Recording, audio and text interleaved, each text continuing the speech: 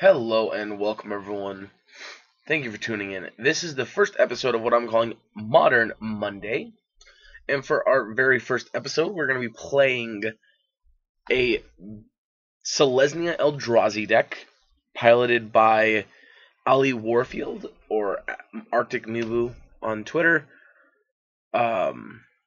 She played this in a Magic Fest in Top Ford, in a Team Magic Fest.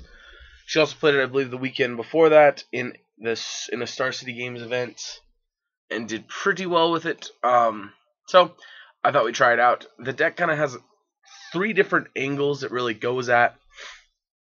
Number one is the Stoneforge Mystic angle. It's got two equipment and a Batterskull, sort of Feast and Famine and Fire and Ice. Of course, we're playing a little bit of ramp, some stirrings and such to kind of get going. Talisman of Unity, an interesting ramp spell, but I like it. Some Path to Exiles as well as removal. Then Avenue 2 is the Eldrazi angle, which is Eldrazi Displacer, which is really cool with Stoneforge Mystic and Batterskull and things like this. Wait, does it work with Batterskull? No, never mind. It doesn't work with Batterskull, that's a Spirit Creature. But it still works with Stoneforge Mystic. We also have Thought-Knot Seers, which Displacer works very well with. And then we also have Reality Smashers. So, that's our Eldrazi window. And then our third angle of attack is Karn the Great Creator. This is obviously a very powerful card. So powerful, it's restricted in Vintage. It's quite the way to win the game in a lot of decks. And, yeah, this deck's no exception. We have basically a Wish board. We're playing 2 Dismembers as kind of extra removal on the sideboard. Personally, I've been liking Winds of Abandon better as the 5th and 6th removal spell in these white decks. But Ally did very well with this deck, so we're going to go with the exact list. I believe, at least. 2 Dismembers, 2 Grafdigger's Cage. We got 3 Damping Spheres for the Tron matchup. Matchup I imagine isn't terrible. We have a pretty quick clock from the way it looks. But we could use some help. 1 Sorcerer's Spyglass, 1 Tormod's Crypt, as additional graveyard hate. Then we have 1 Witchbane Orb to give us hexproof. Also, I guess if any curses ever show up, that's a great answer then too. We have 1 Snaring Bridge, 1 Mycosynth Lattice, a Liquid Metal Coating, and a Walking Ballista to fetch up. As we've seen in the Eldrazi Tron and just regular Tron videos, Karn can be unbelievably powerful and just win the game on its own, kind of out of nowhere. So we'll see. Yeah, I watched 1 match of coverage with this deck, so I kind of don't really know it too well. But we're gonna hop into it. Yeah, we'll see. It looks kind of just like a Tron or an Eldrazi deck, so we're gonna hop in. See how it goes. I like the way it looks so far. So, alright, I'll be back in just a minute. Alright, here we are. We're gonna be on the draw here, it looks like. I mean, this hand's got a Stoneforge, got a ramp spell, a removal spell, and a Thought-Knot Seer. I think we keep it. Alright, they're at 5.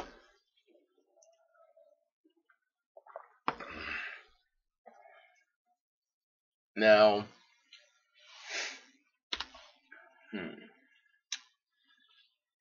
kept on 5, stomping around from them. Oof, the escape shift. Nope, they're dredge. Alright. Well, that was a really good draw.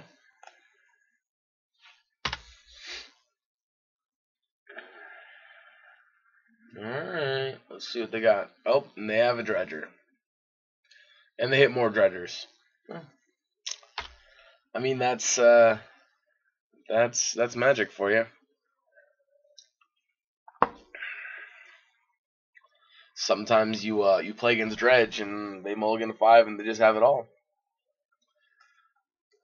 I have to say, dredge and Tron feel like the 2 decks that doesn't matter what they mulligan to, they have the win. I mean, even without Faithless Looting. In fact, I think this deck was worse with Faithless Looting. Against Neonate, they did a great Faithless Looting impression. except better. Alright, Displacer. Let's do this. Let's name Eldrazi. And then play Talisman. Play Mystic. Yes, Mystic. We're gonna grab Batterskull because we're 1 mana away from casting a Batterskull. And I guess we pass and hope we don't die. Alright, they dredge, hitting Conflagrate, Cathartic. Okay. Doesn't look like they have anything too scary going on there. And they don't have very many cards right here on the Conflagrate. I mean, admittedly they can Conflagrate both our creatures to death, which is kind of scary actually, but I think we're okay. Is that what they're doing? They're going to Conflagrate and kill both our things? Yep, that seems smart with a Batterskull looming.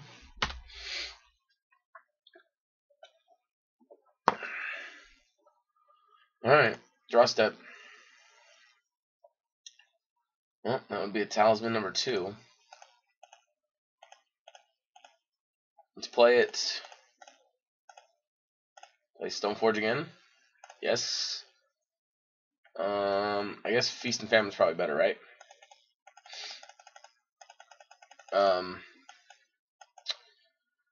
I mean, it doesn't have to be said that we obviously wish we would have like hit something a little bit better. They're down to 1 card though, so.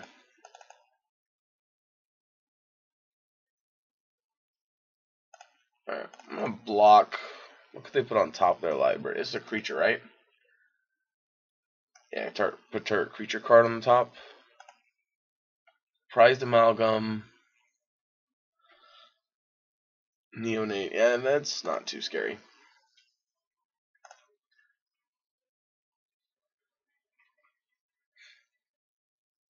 I don't feel like it matters too much. Whatever it is, they're gonna just get it back anyway, right? Like, kind of surprised they're not dredging these life from the loams. Get back these Forgotten Caves and such like that. That's what I'd be expecting at this point. It's like what they dredged a Stinkweed Imp earlier this turn. Yeah, they dredged a Stinkweed Imp. That seems weird. Alright, getting a Neonate. Neonate, I guess, is one of the best creatures I can get back here. It also means, though, they can't dredge this next turn. Alright, so we're actually just going to pass because we're wanting to put this Batterskull into play. And if we cast any of these other creatures, we can't put Batterskull into play.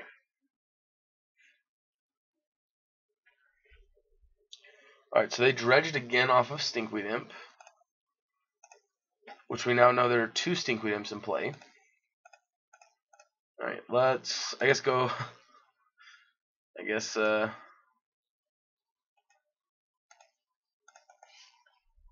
yeah, I guess we're going down to, whatchamacallit, not a lot. Do I want to path this? It can't block, right? So I don't think I want to. Alright, let's start on this. Let's attack here. Just gain us a little bit of life, get us out of range, some of this other stuff going on. I actually think I want to go ahead and just, I don't know, actually. I guess we can Noble, Sword, and have up Path to Exile still. That's got to be better, right? I guess that kind of feels bad since we attacked first and we could have gained an extra life. Alright, so they chose to dredge life from the loam, which makes sense.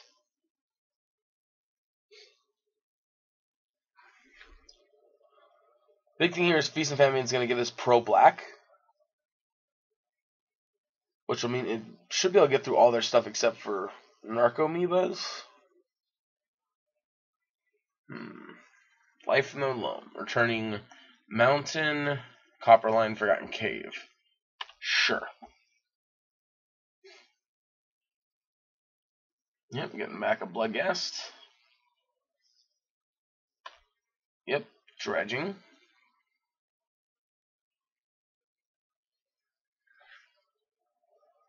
Again, this unfortunately... Ooh, Creeping Chill. That's a good one. Yeah, Creeping Chill is definitely a good one. That's a swing, alright. Yep, get like 3 prized amalgams.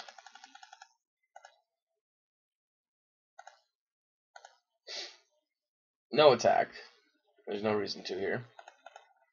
Alright, get back your 3 amalgams. Yep, and then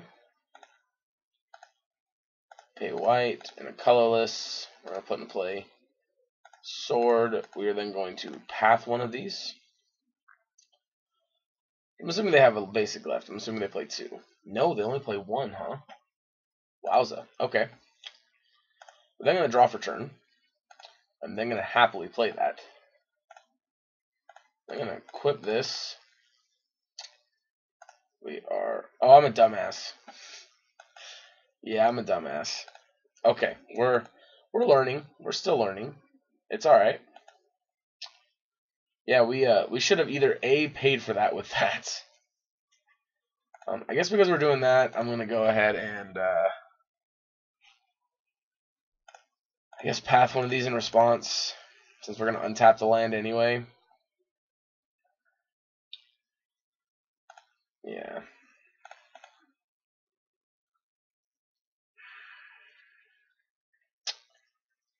Yeah, that feels pretty dumb.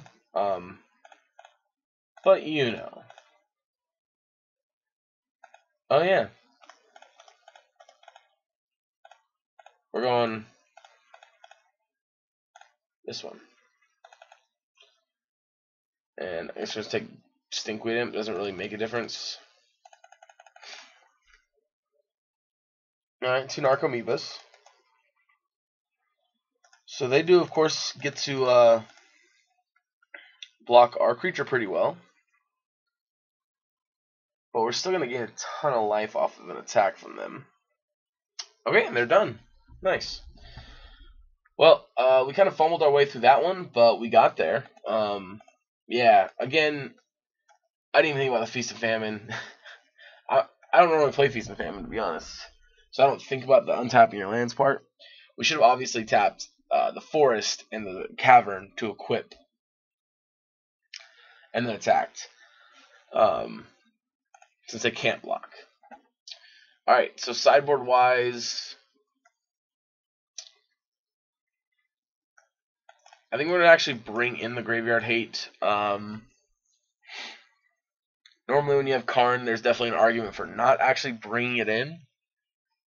But I think there's no reason not to. I could see cutting something along these lines. Or maybe not because it tramples. Maybe trample's more valuable than taking a card from their hand. Yeah, I think that's probably right. I could be wrong too, for the record. I could definitely be wrong, but I think that's fine.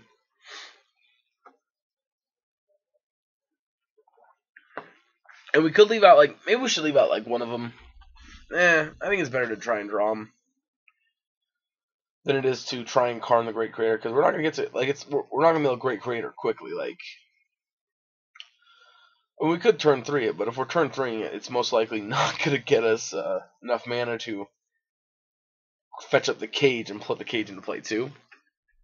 Of course, turn 1 Cage is pretty much where we have to be at to stop their dredging. Or, well, in this case, it wouldn't even be dredging that we're stopping. It would be their creatures recurring, which is the part that does the most damage to us. Obviously, they probably have Assassin's Trophy, Nature's Claim, stuff like that. But, you know, can't really do much about that stuff. So, yeah. First impression of the deck is that it's a lot of fun. Like, this is just one of those decks that I feel like it'd be like me and Isaiah hanging out and like, hey, I'm gonna throw a pile of cards together for F&M this week, and he would play like the serious deck, and then I would take our trade binder and be like, Alright, let's take out the cards that aren't being played, and let's throw them in a binder, let's play those. That's like what this feels like. So this is turn 3 Thought Knot. But that's like it. So I think it's a mulligan. Alright, well I think this... I don't know, I'm a little iffy mulliganing this hand just because... I don't know. I don't know. Whatever, let's keep it. We're gonna put the Reality Smasher away. This is one of those situations now like we kind of wish we would have kept one of those in exile so we could get them. They kept on 7, so they have a great hand, so this is probably just not going to be good enough. Of course, we could just be lucky and just outright draw the Tormod's Crypt or the... not Crypt, but the second Thought Knot Seer. That's the card I was thinking of. Not really, no it wasn't. Snow-covered Forest. Play my Noble Hierarch, who is not doing so well in the snow. Alright, they did hit a Dredger and Life from the Loam, which, oh boy, and they hit Stinkweed Imp. Alright, it's going to start early. Alright. Yep, another Shriekhorn. Alright, dredging again. I was going to say, there's no way they're starting to dredge. Oh boy, they hit an Amalgam too. Jeez. Alright, I mean, Eldrazi Temple off the top one time.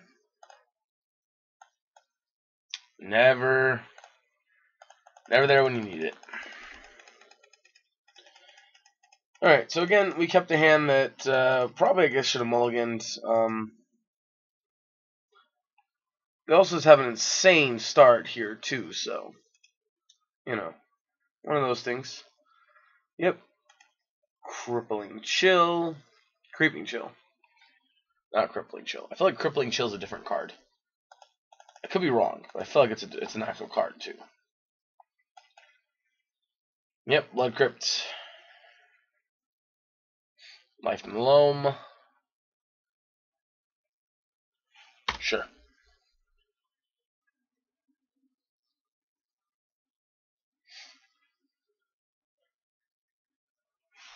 I mean, I suppose technically, if we draw Grafdigger's Cage, or actually probably at this point, Tormod's Crypt. No, we didn't draw Tormod's Crypt. We drew none of the above. Yep.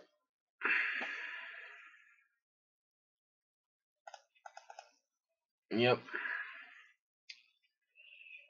Black Source Push. Nope. Alright, red. Lightning Axe? Oh god, please don't Lightning Axe it.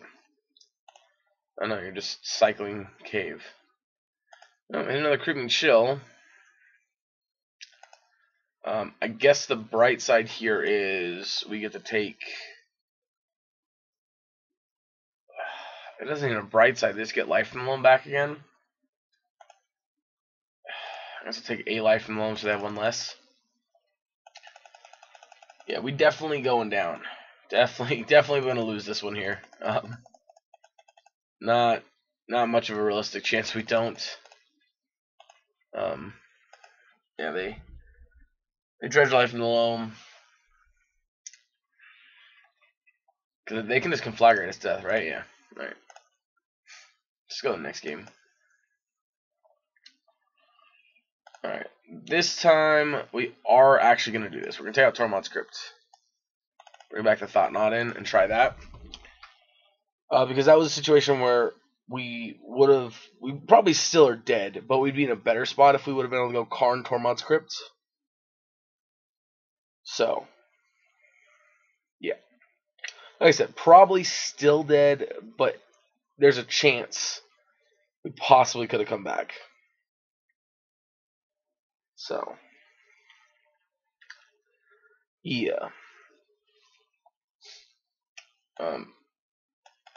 I still don't think it would have made too much of a difference because they would have attacked Karn for 3, us for 2.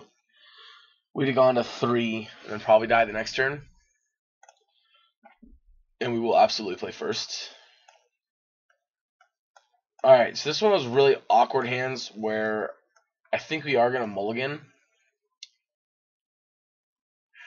But if this wasn't like Dredge, this would be a great hand.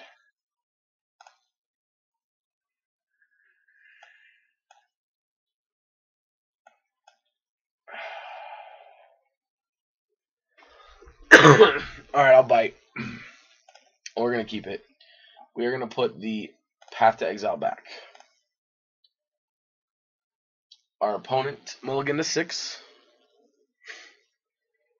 Let's see if they're going to go any farther. Again, here, them mulliganing, it's beneficial for us, but it's not the end of the world. Like, their 5-card hand was insane. So, alright, they kept on 6. So we're going to play this and go Stirrings, Smasher, Vista, Displacer. We're taking the Vista so we have our 4th mana source.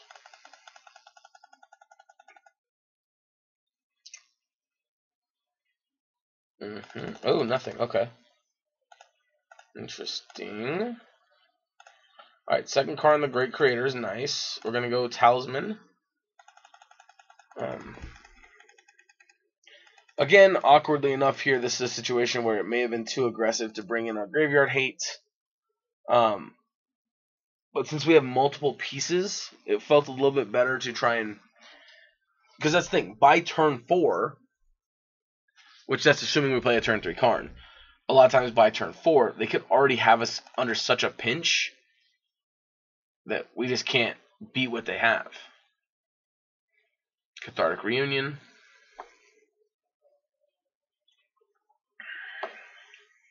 Yep. So get a Dredge Life from the Loam, and that's it. Which, don't get me wrong, that's still good, right? Like, that's not bad.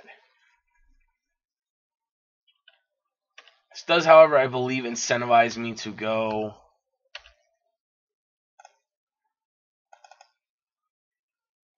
Thought-Knot Seer this turn. Take a look at their hand.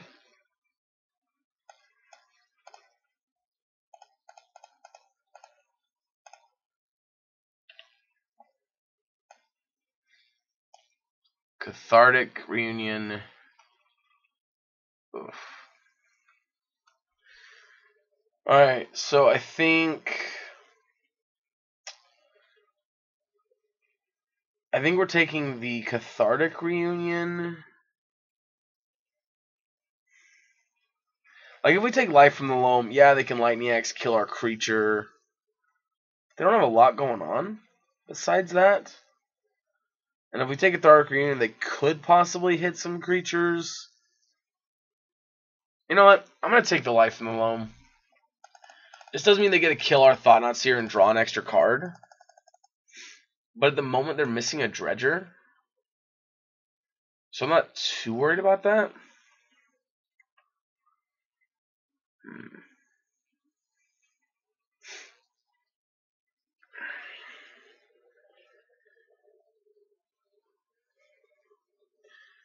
I mean, they could easily go Arid Mesa, Cathartic Reunion, try and find a Dredger. But even that I'm not worried about that much. I mean, the odds are, unless they just drew a Dredger off of their one draw step they get. Well, I guess if they Lightning Access here, they get a second draw step to try and find a Dredger. And obviously they find 2, we're probably just, like, dead, right?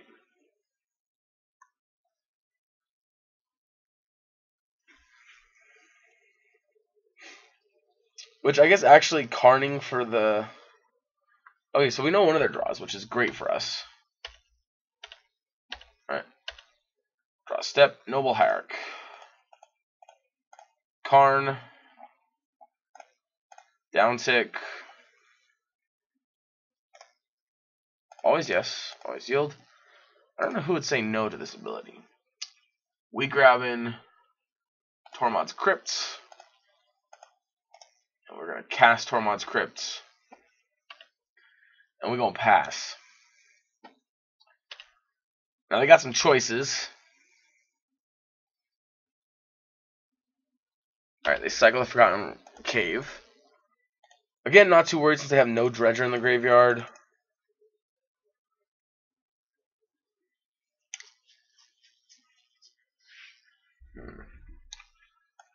Next turn we can dump these two out.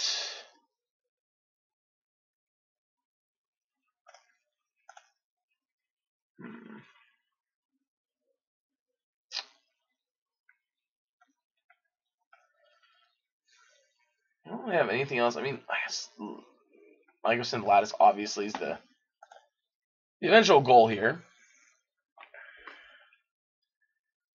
So, I think it was wrong from the cycle of Forgotten Cave.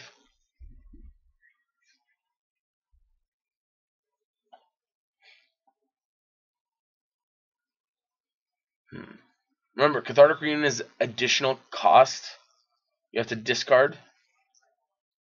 So that means the two cards are gonna, if they hit two Dredgers or a Dredger, it goes to the graveyard before the spell resolves. So we get to actually Tormod's Crypt and take it away. Which, to be completely honest, like, oh, that's what's up? Alright.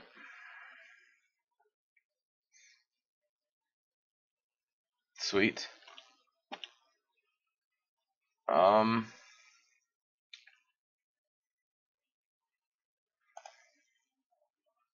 I think we crack it now. They have two cards in hand. If they had another Forgotten Cave, yes, we get punished. But I think that, like, the odds of us getting punished here are slim enough that it's okay.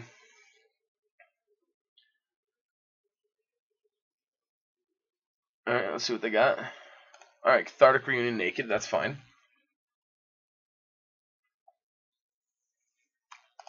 We no longer have this Arid Mesa now. Alright. Well, for one, that's a great draw. For two, that was a great draw as well.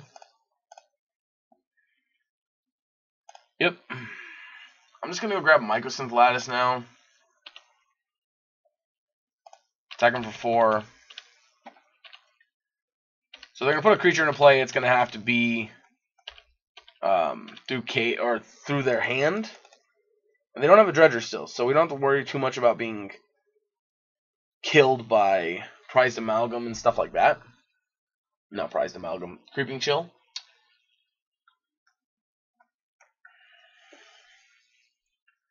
So. And we do have the 6 mana to cast the Microsynth Lattice. So we'll see what our opponent does here. I do like our... Oh, they're going to Thoughtseize us? I was going to say, that's pretty good.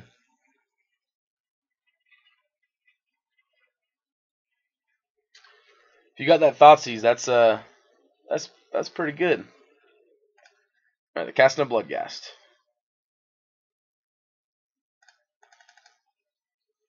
Alright. So...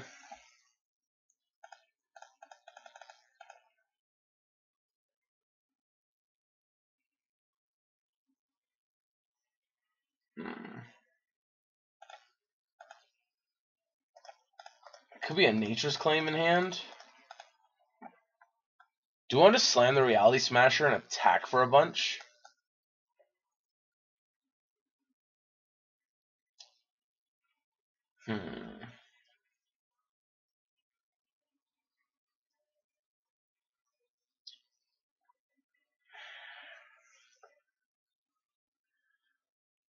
Like, it's very possible. Let's see.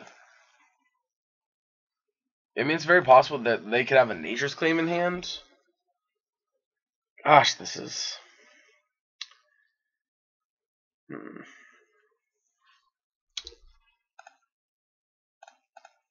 Alright, let's just do it. Yep, they have the Nature's Claim. Alright. Yep.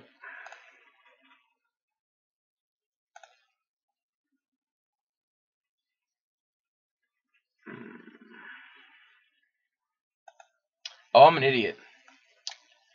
When they did that, we actually could have destroyed one of their lands while Mycosynth Lattice was still... Oh, no, it wouldn't have resolved. Never mind. They could have responded to the ability. Alright, we're going to choose no targets here. And we're going to attack for 4. Down to 14 here. I mean, that sucks, but... Alright, Shriekhorn. That's fine. I can't activate it. Yep, assuming you're attacking Karn for 2. Yep, sounds good to me. Well. That's pretty good.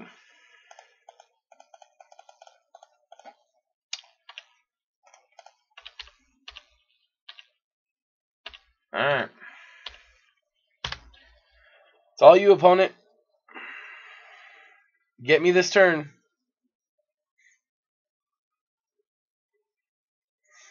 Get me this turn.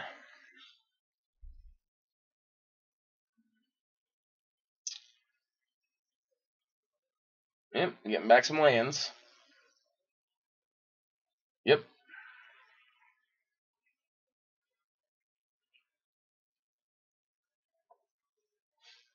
Alright, we got it. Alrighty, we'll be back in just a minute for the next round.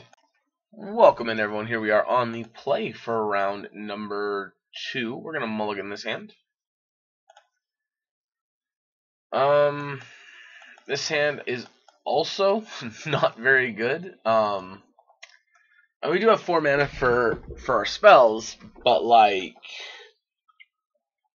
problem is, it's still not a turn 5 till turn 4, so we're gonna mulligan again. Alright, I mean, this is, I guess, the best we're gonna do, so we're gonna keep.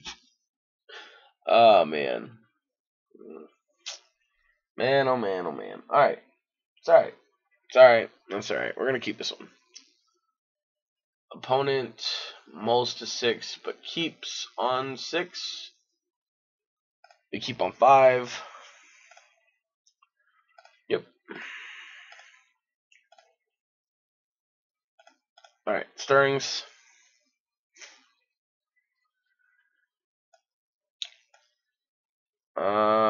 Temple, Displacer, Karn, or Feast and Famine.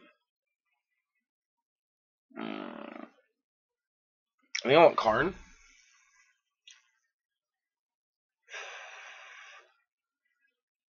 Yeah, let's take Karn.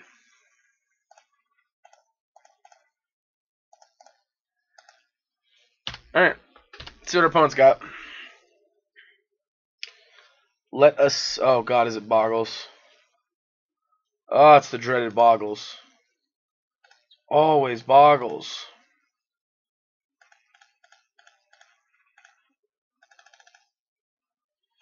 I guess we should have picked up the second Displacer. Because the Karn doesn't look too good in the face of this.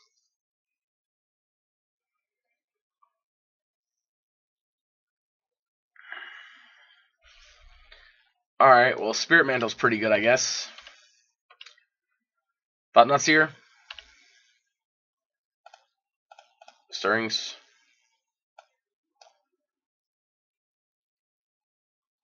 Alright, Displacer number 2, I guess. I guess we are doing this the old-fashioned way, then. Cast a bunch of creatures, try to erase them.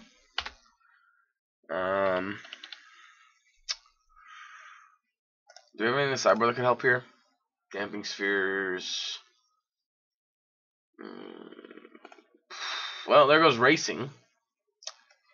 It's a 5/5 lifelink first strike. Nope, 8/8. So we don't have an out here, right? Like, we're just dead? Just straight up game over. Right? Am I wrong? Am I missing something here? I mean, I guess if we had another turn, we could get Ensnaring Bridge and survive. But we don't have another turn. Yeah, we don't have another turn here. And Karn get Ensnaring Bridge, but we didn't just die. Alright, fine.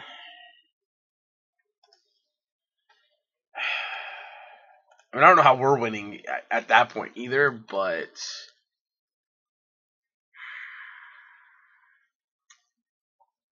I guess we could just Walking Ballista and pump it forever, because they can't play spells. Alright, well, I guess that's the line then, huh? I guess that's the line, is try to Karn, get Ensnaring Bridge with like no cards in hand, and then play a Ballista and just keep pumping the Ballista until we can kill him. I would love to play first.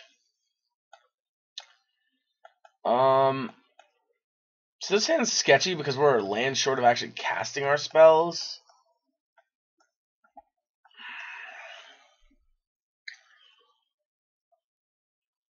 Alright, you know what? We're going to keep it, I think. Like, I mean, do we actually have anything like we can actually like have on turn 1 or turn 2 that would actually be any better, really? I mean, potential turn 3 Thought Knot Seer, I think, is like the best we can ask for. I think we have to keep it. I don't think we have a choice. I think we're just going to lead on Temple, pass, and hope to draw another Temple to play Thought Knot Seer. And then hope to go Brush Lands and a Smasher to follow that up with.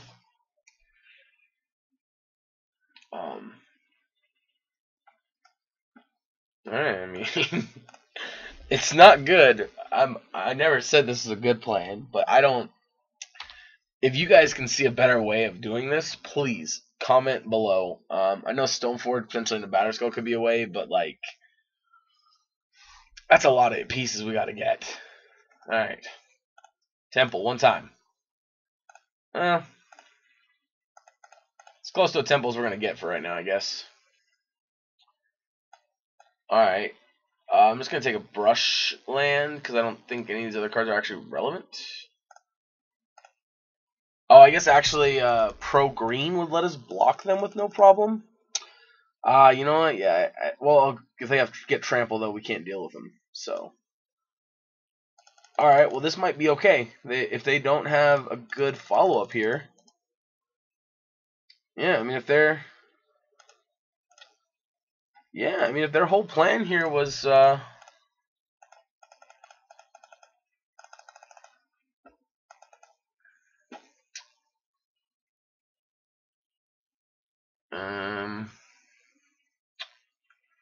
makes it a 4/4 first strike, though.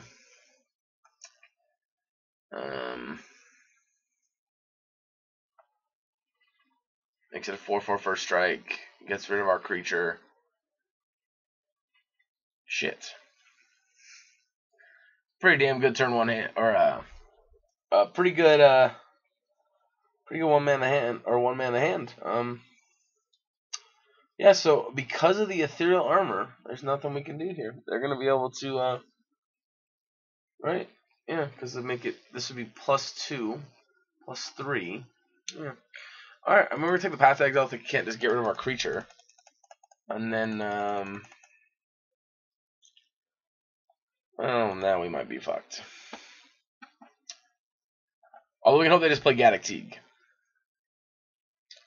No, Spider Umbra. Yeah. Yeah. Alright. Alright, so you're gonna hit me for 6. I go to 11. Okay, we might be able to win this race now.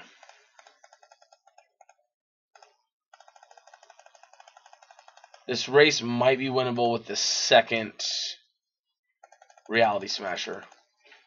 As long as they do not... Oh, fuck. Oh, no. Oh, no, I did not... I forgot about the fact that they can block. I forgot about the fact they had a soldier that could block. No. My plan has been foiled. My entire plan has been foiled. Oh no.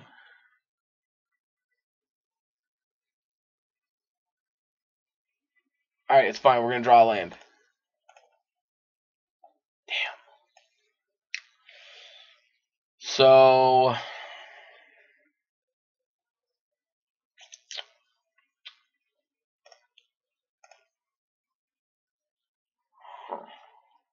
no matter what, we got to lead on a path here. Which means... we ain't got much we can do.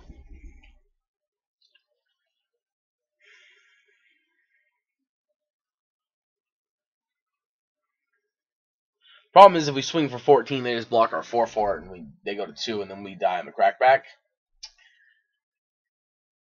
Yeah. Alright, let's do this. Let's Stirrings. Batterskull, Temple, Plains.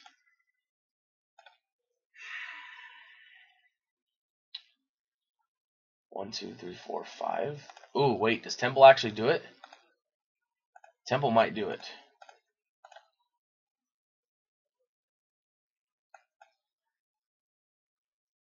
Ooh, I think this is going to get him. Yeah, because we cast our second Reality Smasher. Attack for 14, they're at 12. Yeah, alright. Well, Eldrazi aggro gets there. Right? 5, 10, 14? Yeah, alright. Math checks out. Math checks out. Alright. Oh, God. I don't like this matchup. I don't want to play this game anymore. Alright. I mean... like, there's no better cards to bring in here, right? Like, this is just it. Like, our sideboard is terrible. We don't even like all this dust or anything like that in the deck. Sorry, our sideboard's not terrible. Our sideboard's just terrible against boggles. Our sideboard, I think, is really well set up. Obviously, I think the Karn board kind of puts you at a disadvantage in some situations. We're just gonna submit it again. There's like no changes. Oh man. Alright, I mean,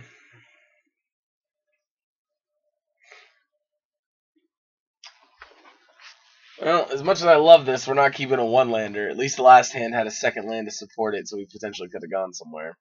Honestly, if this had a green source instead of the second Stoneforge, this would be like snap keep.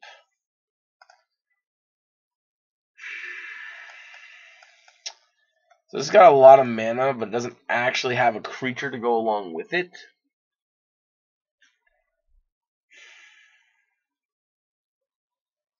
Yeah, I just don't think we can keep it. Alright.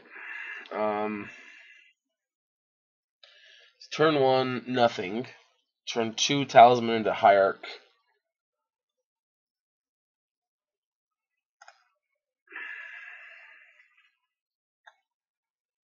So that makes it turn 3.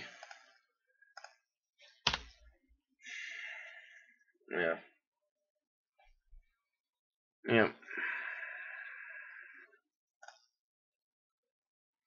There's a Batterskull. Turn 3 Thought-Knot looks like it's the best we can do. I guess we could have gone like turn 2. No, we would have had to draw land for that. Oh, God. What are they going to slap on it? Oh, come on. Oh, my God. Are you kidding me, opponent? Alright, well, I think we're dead. I think we have died. 1, 2, 3, 4, 5. So we do have 5 mana. We can't play this Batterskull out, but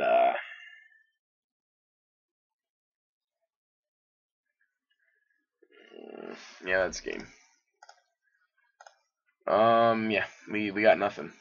We got nothing. All right, cool. All right, yeah, that's unfortunate. I mean, Boggles does what Boggle does. Alright, we'll be back in just a minute for the next round. Welcome in, everyone. Here we are for round number 3 on the draw again. This hand's interesting. We can go turn 1, Ancient Stirrings, turn 2, Eldrazi Temple into Talisman, turn 3, Karn. I think that by itself is a good enough thing to keep blind.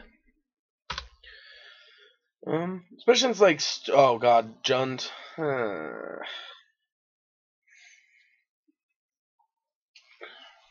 Alright, bye-bye Ancient Stirrings. Yep. Rip Ancient Stirrings. Yeah, we're just gonna lead on the Temple. I guess maybe we should have let on Prismatic Vista. Yeah, that was bad. I guess we should have let on Prismatic Vista in case we needed a path for some reason here. Interesting.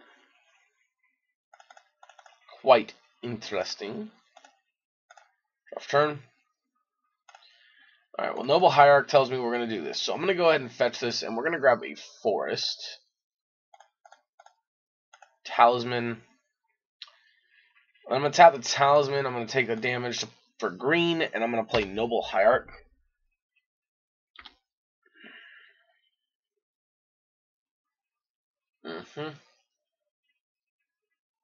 So we can see a Liliana here. Oh, nope, Kolaghan's Command. Wow, that was bad. That was essentially worst case scenario. Yeah, that was like literally worst case scenario. Bloodbraid, Fatal Push, Lightning Bolt. I guess we take a Bloodbraid and pray. I don't know. Tarmogoyf. Joke's on you, opponent. We ain't got no white source. Don't know how that's on the jokes. That makes that joke on the opponent. I don't know. Alright, we're taking Brushland. Any order. Oh no, if we path them, they get a Bloodbraid next turn. Alright, it's fine. This is what we're gonna do. We're gonna pass. And then we're gonna draw a step. Oh crap. That means I gotta push it too? Oh man, this really sucks.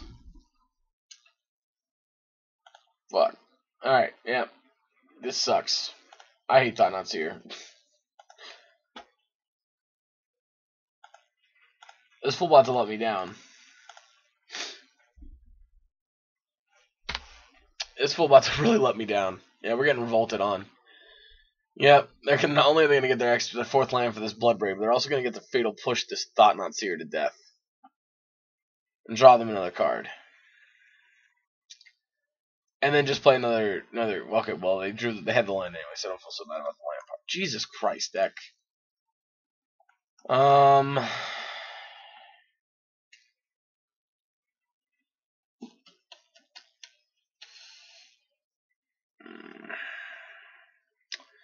Instant sorcery land. So I guess we Tormod's Crypt our own graveyard. Like, none of this is good, right? Like, there's no point in Karning because it just dies and we don't get anything that actually matters next turn. Yeesh. Yeah, our opponents pretty much have this game on lock. Oh, okay, that's a card I don't particularly care about. Yep, get back your land so you can Bloodbraid me as well. I just don't care about the Rent 6. I mean, they're still casting Bloodbraid regardless here, and Bloodbraid's again the card we cared about. Alright, yeah, I'm just gonna... They got too much here. We're buried at this point.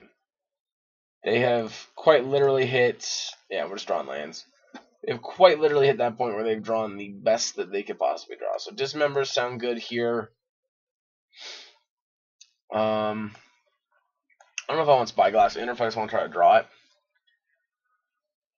I think I want to try to draw it.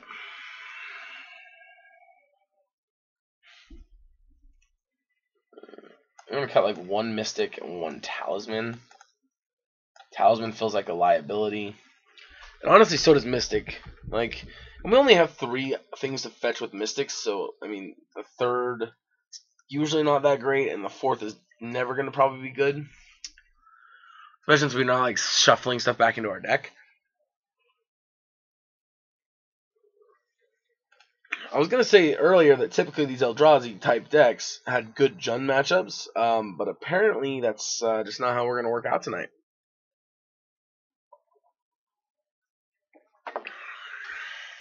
I would love to play first.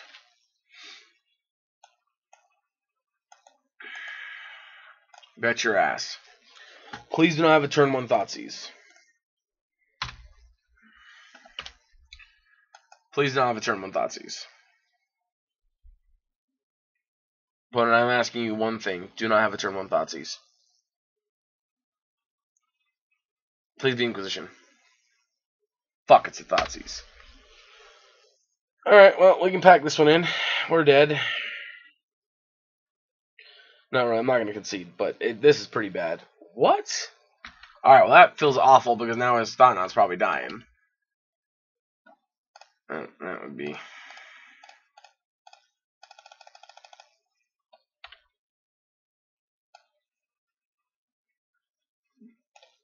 Bloodbraid Collector, Huntmaster. Okay.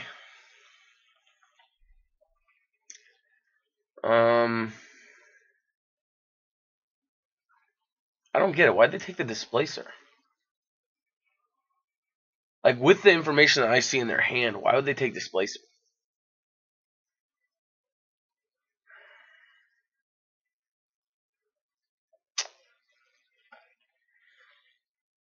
I mean, let's take Bloodbraid. I'm not wrong. Huntmaster's great too, but like, I'm not afraid of Huntmaster.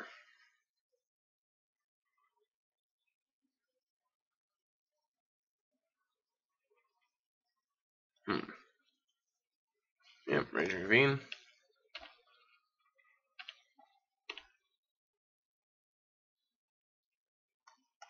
Well, that makes the Collector live. So we absolutely are not playing that.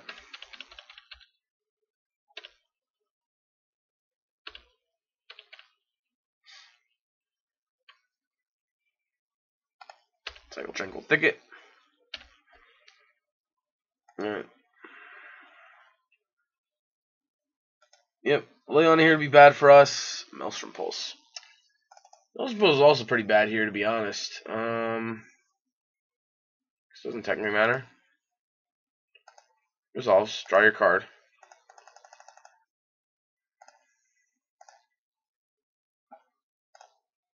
Okay.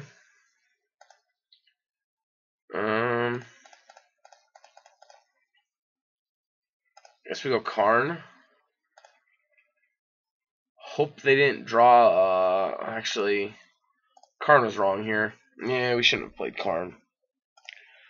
Yeah, I should have played Stoneforge. Because what can we even get with Karn here? I guess we can get Walking Ballista. Man. Yeah. Walking Ballista. I mean, obviously that gets shut off by Collector, but so do most things in our hand. Yep, Collector.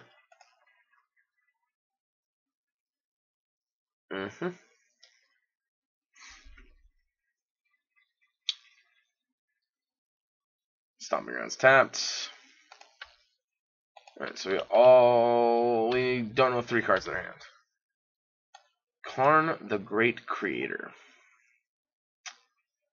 Alright. Stoneforge.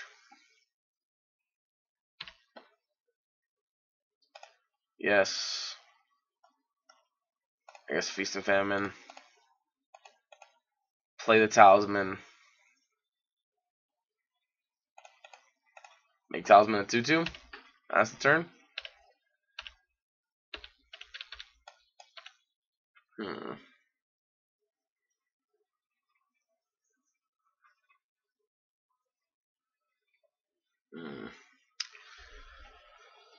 Yeah. This is a situation. Definitely a situation. I guess maybe we should have gotten the Huntmaster, or I mean the Walking Ballista, because we took the Walking Ballista so we could deal with the Huntmaster if they led on it. But I kind of think about the fact that you just play Collector and pass. And like then we have to deal with Collector. And like that pretty much sucks.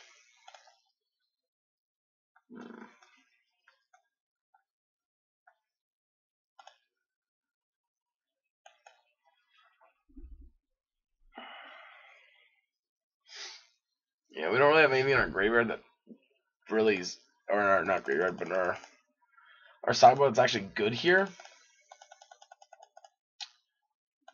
Yeah. Alright, let's draw for turn.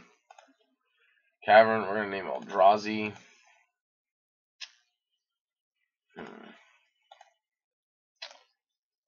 Use sideboard.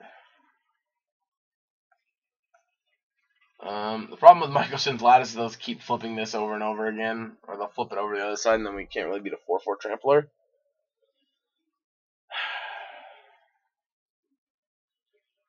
Although, if we could set ourselves up so that we could beat it, we do currently have more cards in our, or we will have more cards in our library than they will. Alright. Alright, maybe that's not a bad idea. Maybe that's not a bad idea. Alright, let's start with this though. Let's animate that. Whew. Sorry about that. And then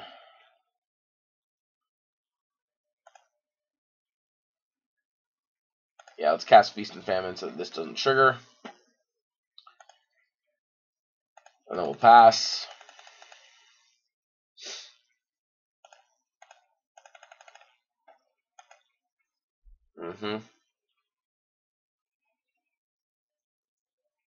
Bloodbraid, Tracker. Alright. Yeah, Tracker's fine. Again, a bit of a nombo with Collector. Also doesn't work well with Karn.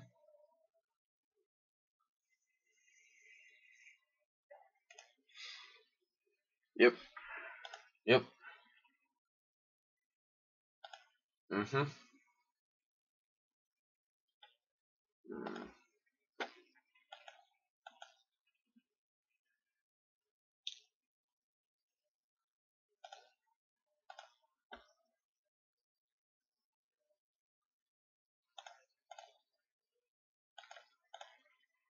Alright, well, this makes me feel like they have like a Kolaghan's Command here. But we can't really do anything here to wait on that.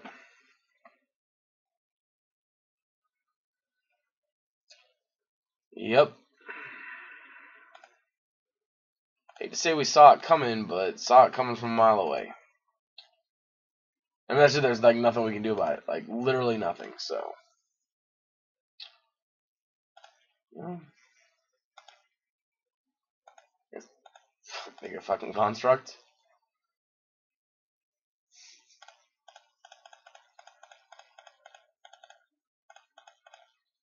I guess 3/3 Walking Ballista and pass. I mean, it's not even good.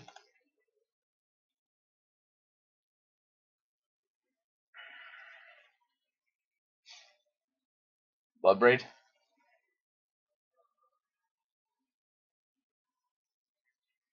Oh no, they're firing on Brazier Ravine. Gotcha. Gotcha.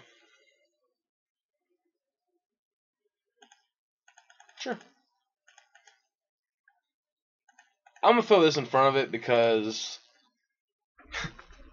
they're gonna get to flip Huntmaster next turn and kill it anyway, so I might as well just prevent myself from taking 4 damage. Yep, transform Huntmaster. Yep. Draw for turn. Path to exile. Well, maybe things might be okay. Well,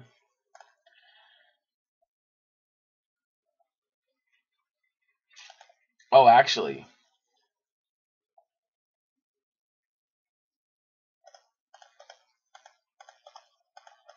crap. Alright, so we go path, equip, and then untap, go Karn.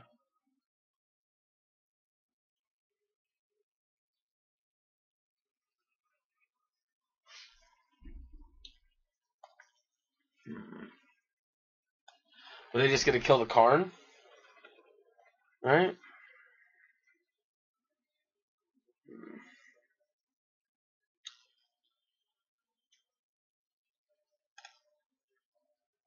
I'm not seeing another out here though. I think this is our only chance.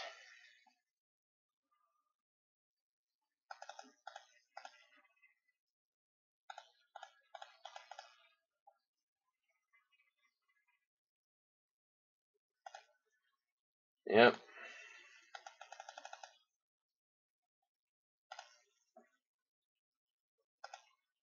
Yep. Discard a card, we untap.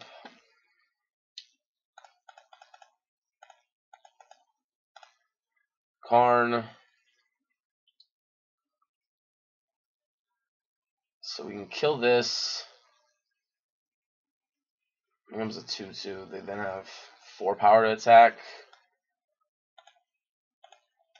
Hold on. We got 2 mana in our sideboard. We can get nothing that really matters. If we had 1 more mana, we could get Ensnaring Bridge.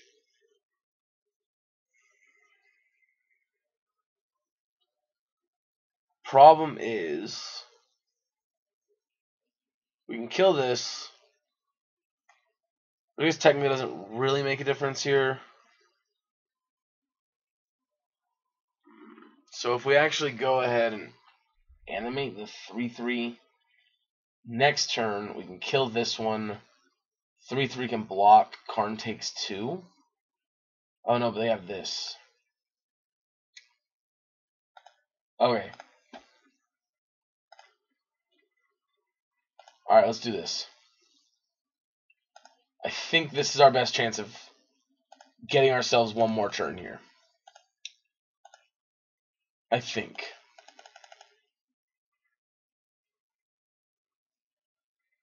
That's not good. Out of all the lands from the draw, that is the actual worst.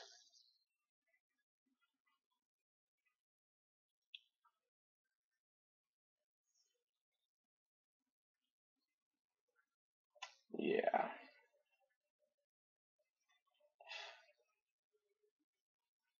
Crap, Karn still goes to 2 here. Yeah, this is bad.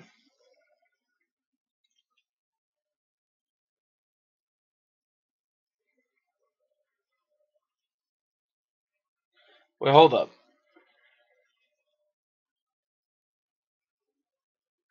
Oh, you know what? We could have pumped this before damage, couldn't we? Maybe 3, 4, 5, 6. Hey, you know, we were close. We could have pumped it before combat, I think. Oh no, we couldn't have. We only have 3 mana. Yep, activating Raging Ravine. We're going to see how exactly they attack. 5 at Karn. 3 there. Actually, hold on a second. Alright, yield. 2 there, 3 there, there. Alright, let's go. Shoot you. Shoot you. Go to blocks. Throw the sword there. Sword dies.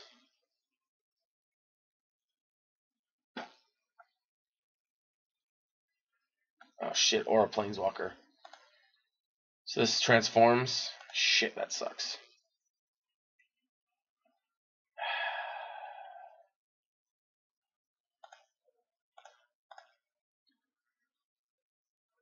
And there's that. Okay, so there's a path to exile for this. Does that matter though?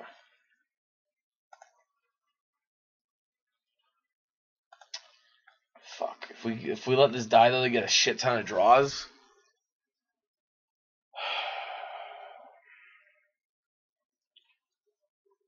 Yeah. This is bad. I think we're dead.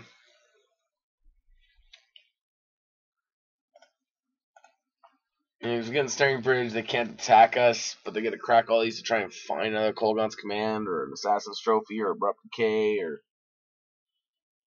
any of those a million cards. And that's the only card that actually could possibly slow them down for any increment of time. If this one would have flipped, we'd have been golden.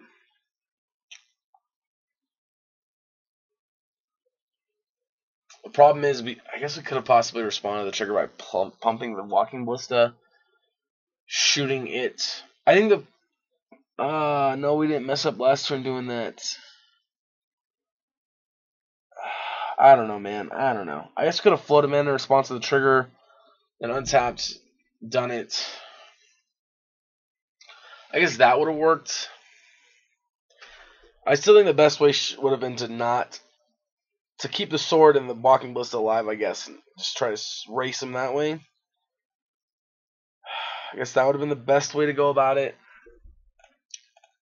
Alright, let's turn Karn in and let's go get... Yes. Ensnaring Bridge. How do we plan on winning, you may ask? The world may never know. Yep, draw a clue. I guess the point at this point is to like draw another Karn and hope that they don't draw into an answer with all these clues, which is almost certainly going to happen. Yep.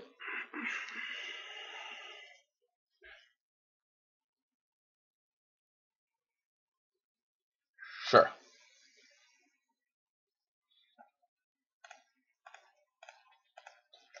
Not the one I want to get rid of with it, but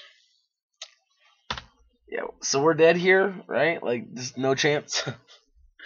Yeah.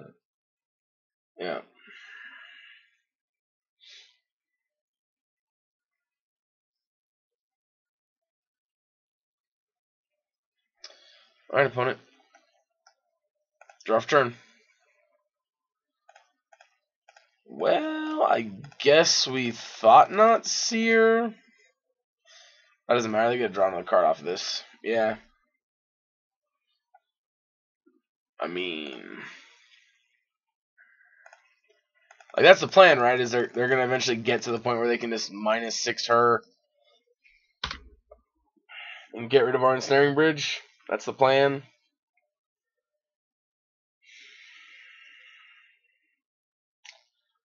Really, they're edicting it. So they're just really all into the dig there. Oh wait, no, they didn't edict it. They pushed it. What they? Oh, they cracked a clue and pushed. Duh.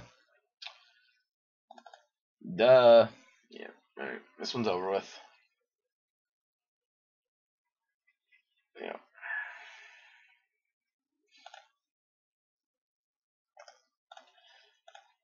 All right. Well, that was not a good match. We dropped that one. All right. We'll be back in just a minute for the next round.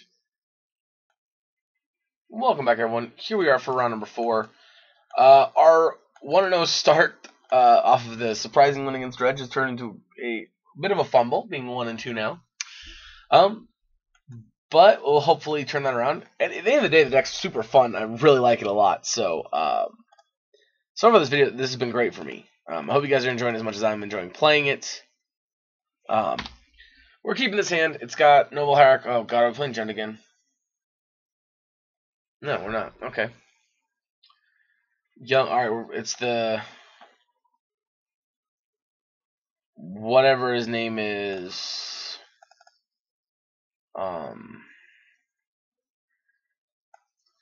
So we don't grab the wrong land.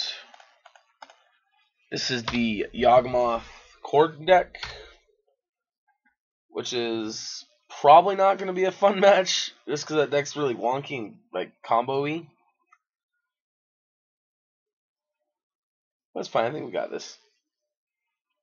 We got this. No worries. We're good. We're good. We got it. Yeah, we're good. Oh, man.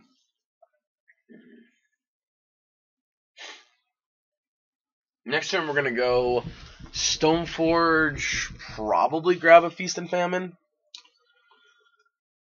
And then the following turn, we're going to go Thought-Knot Seer, take a card. The following turn, that Thought-Knot Seer, take a card.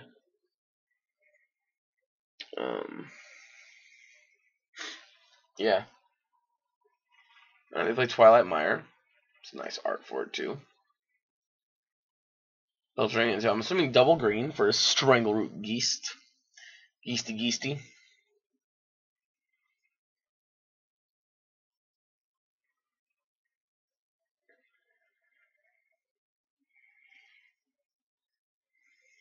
No. Okay. Alright, they're Shriek Mawing my creature. Not too much of a surprise, I guess. We still got to go Stoneforge here. We just need to find another land for the Thought-Knot. We could Thought-Knot here, but I think I'd rather just Stoneforge.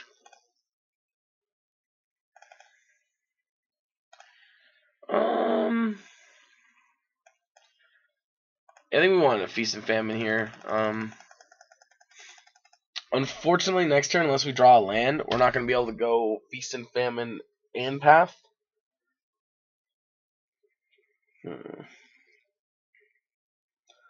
I think we're okay at the moment.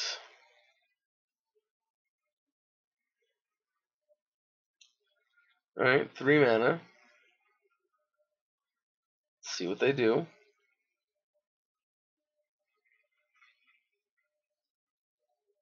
Wall of Roots.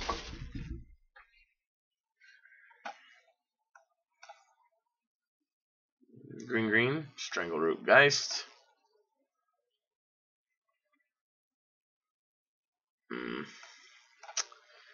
Do you want to trigger this thing coming back? I think we want. I just think we don't want to take the extra damage. So, all right, draw for turn. That is a Displacer. I think I'm gonna open on Ancient Stirrings here, to be honest. Well, that's a Temple. It was either that or another Eldrazi. So now here's the real question: do we just want an Eldrazi Displacer this turn now? I think so. I think the Eldrazi Displacer is better, since it's actually a blocker for this Young Wolf. Obviously, if we get comboed off and die here, it'll be sad, but, you know.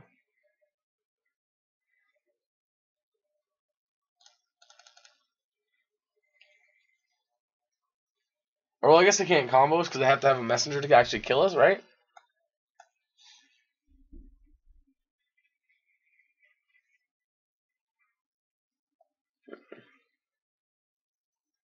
So next turn we get Thought-Knot and Path to Exile.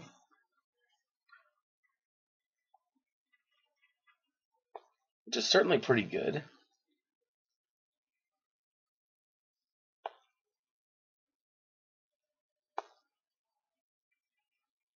I mean, they do only have 3 cards in hand, so.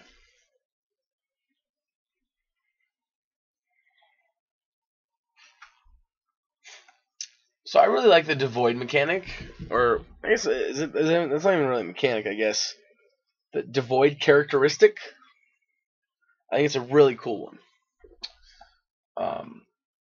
I love this, like, so flavorful with Eldrazi, and it works so well with the new colorless, like, actual colorless mana as opposed to just generic mana.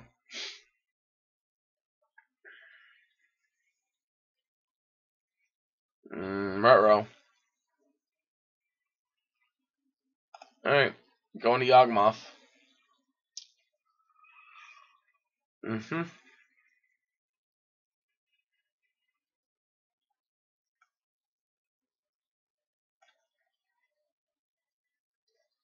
Okay.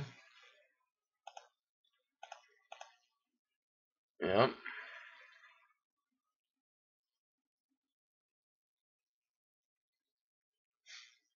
I'm not certain that I know what that accomplished.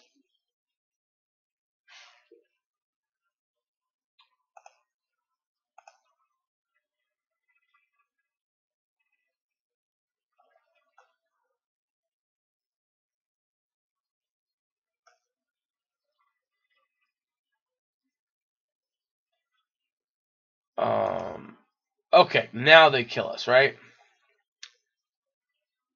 They sack this, remove the counter. And they can sack this to remove the counter from that. Yep, alright.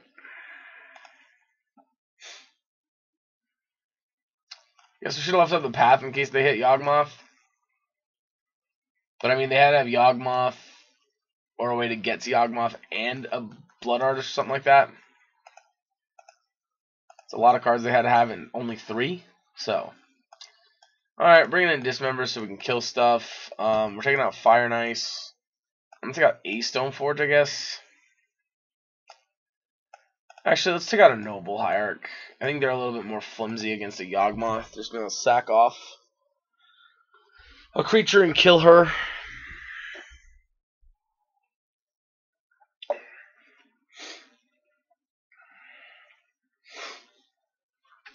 I think if we untapped and got another turn, I think we would have been fine, but I mean, obviously they killed us.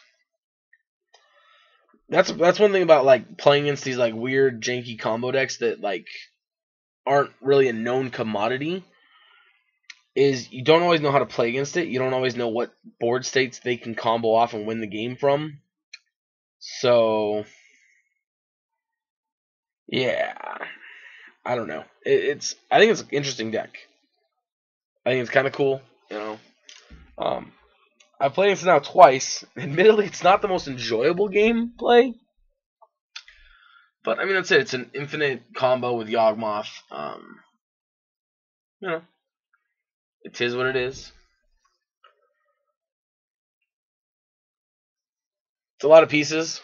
You know, I tried playing a zombie devotion version of the deck with Messenger, but that's just it. The problem with that was you had to have 2 messengers to combo. And you just didn't always have 2 messengers. That was a lot to get. I still like to play it sometime, but yeah. All right, we're gonna play first. All right, I'm gonna keep this hand. I mean, we're gonna lead on Temple in case we draw like a Thought-Knot here, but you know, I guess that's fine. And then we got Stoneforge, Path, Dismember. Good cards, good cards. Also going to be interesting to see, they do have Shriekmaw, so probably just going to want to grab the Feast and Famine, but I don't know. We'll see. We shall see. Hope you guys are enjoying this video. Again, this is our first episode of Modern Monday, and so we're going to be calling it until I find a better name for it, because I know that's a pretty generic name. Most, like Frank Laporte, I think, calls them Modern Mondays, and there's probably a few other people that do too, but, you know. Alright, Young Woofy. Alright, that's an Ancient Stirring, so we're going to go Stoneforge Mystic. Zeal, yes, and we are going to grab Feast and Famine here, and I'm going to pass. We're obviously going to hope that our Stoneforge Mystic doesn't die. Dying to a Shriekmaw here would suck. I mean, to be fair, just it dying in general would suck. We don't want it to die.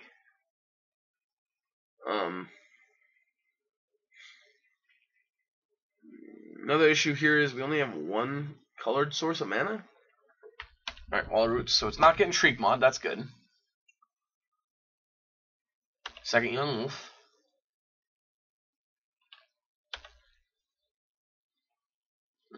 No attacks, alright. Well.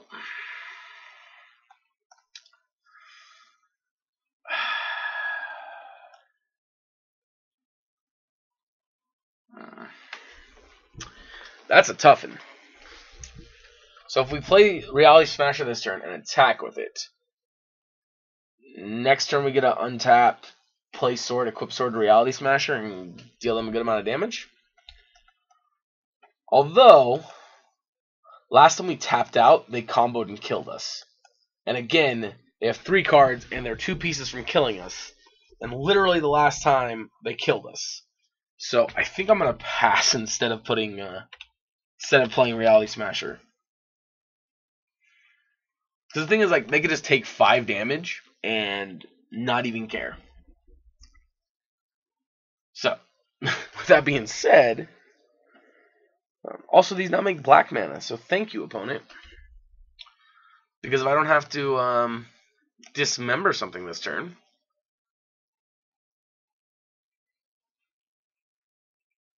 oh, they would also need 2 mana, which I don't know where they would get 2 mana from. So actually, where'd they get mana from last time? I don't. What in the world? What turn was it they comboed and killed us?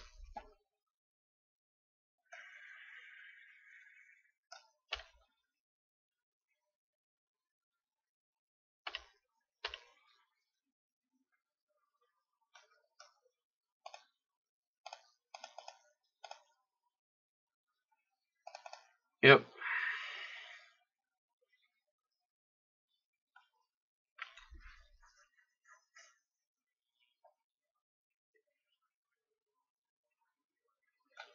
Oh, and it draws you a card too, which is important. Important to note.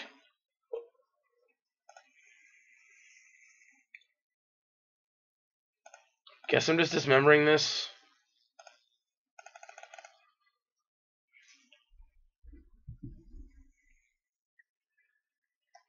I mean, they could just draw 2 cards here. Actually, they could draw a lot more than 2 cards here. They could draw a ton of cards here, actually.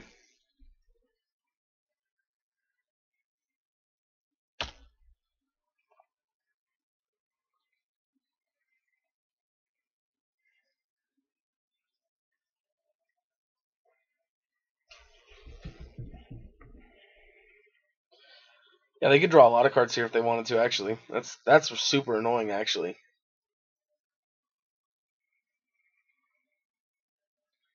Yeah, that's pretty annoying.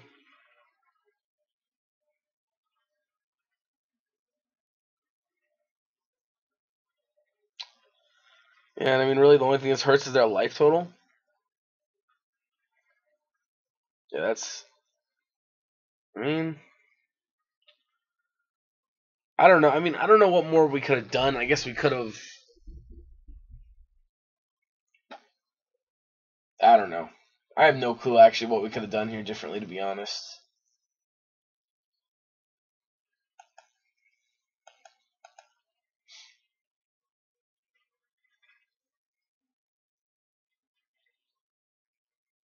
Yeah, I mean...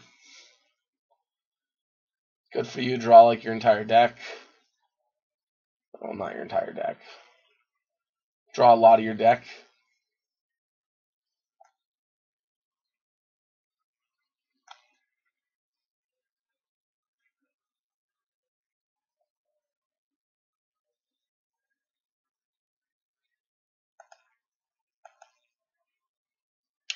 Also, another thing to note is, if they go too low on life, Reality Smasher plus Path to Exile on the Wall Roots actually could result in them being dead.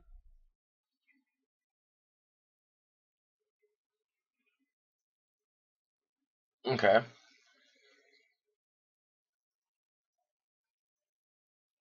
Alright, so they're at 6.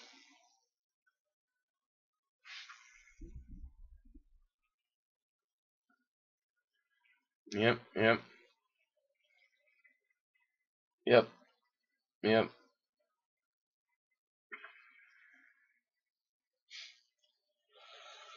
Alright, well.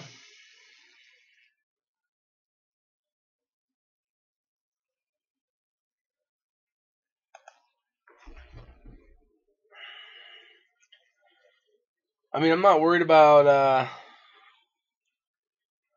them attacking me down.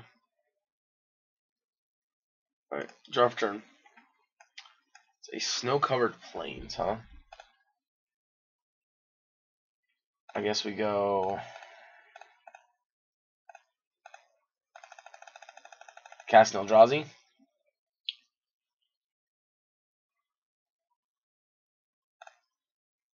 We attack for 5.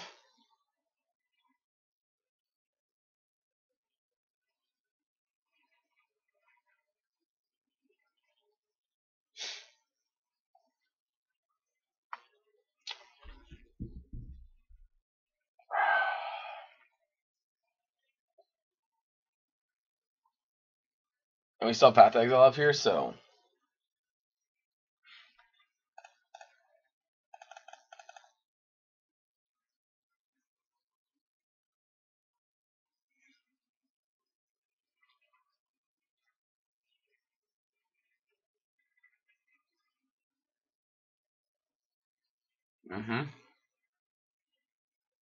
This puts him to 3. Yep. Which also very much so shuts off a lot of what Yawgmoth can do.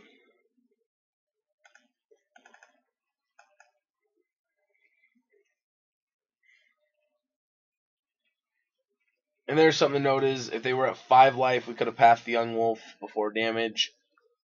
And so they would have taken all 5 and died.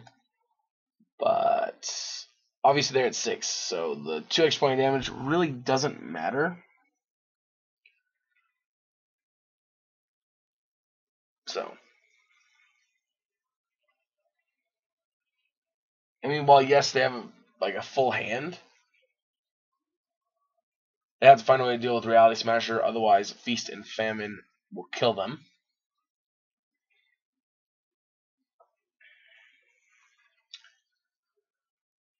So, let's see what they do here. We have full hand of cards.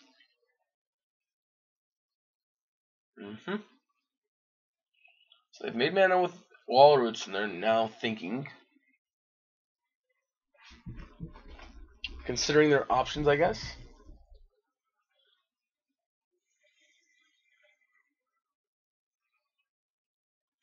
Admittedly, for an Eldrazi deck, this video is taking a lot longer than I expected it to be honest. I definitely expected it to be a lot quicker. But, I don't know. I mean, this opponent's not playing particularly fast either. I guess that's part of why I feel like this is taking so long. I guess we're an hour and a half in, so that's not really that bad, all things considered. It's like Friday's video, I guess, was super quick, though, because it was burn, and, you know. So, I guess that's part of it. Yeah.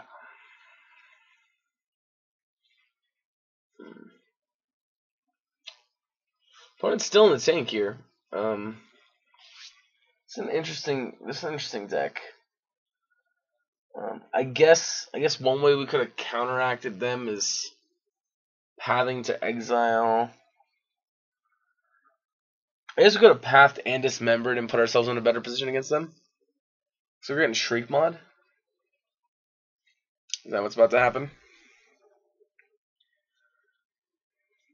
Nope, Blood Artist. Okay. Now are we getting Shriek Mod so you get the trigger, so you gain a life and we lose a life? No, Colony Expedition. Okay. Got 6 cards left.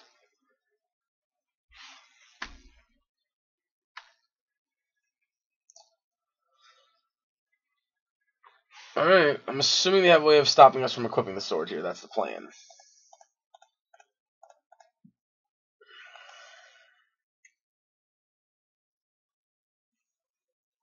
Yep. Assassin's Trophy. Right, let's start by resolving the Reality Smasher ability. You know what? I'm an idiot. If you're wondering why I am an idiot, the reason is we shouldn't have tapped both these Eldrazi temples. We should have tapped one of these and one of these, or maybe even played one of these and we tapped. Or no, I guess it had to be one of these and one of these. Alright, so discard that. Okay. Yes. I'm gonna get a forest. This is gonna resolve. They're gonna gain a life, and we're gonna lose a life. So they do go up to 4.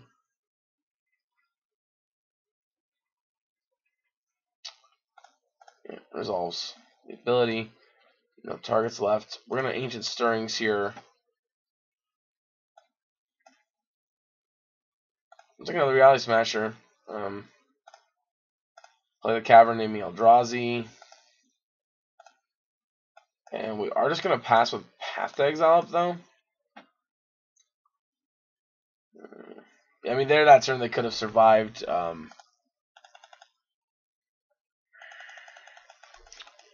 Yeah. Alright, I mean, let's see. I guess we should have known that we're going to have an Assassin's Trophy or something there to deal with our creature, but they'd have to 2-for-1 themselves. Next turn, we actually can go Reality Smasher and equip, which is pretty nice. And I think both the other temples are on the bottom, so I'll say technically if we draw a third temple, we could actually go Reality Smasher and Eldrazi Displacer. But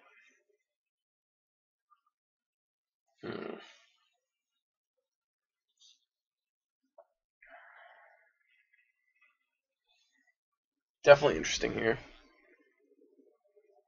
I think if they go Yawgmoth, we have to path the Blood Artist.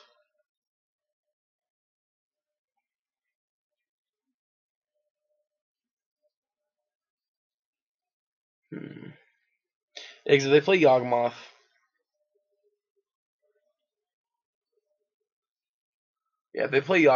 then that means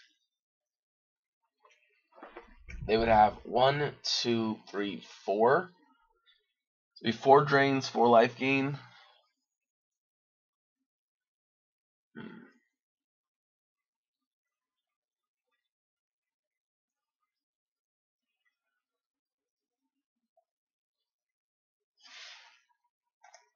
Alright, so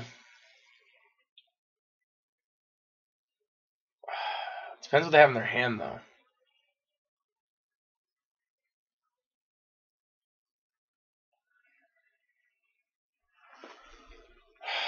This is tough. Also, I suppose if we just path this, they then have to have 2 more Undying creatures to actually kill us.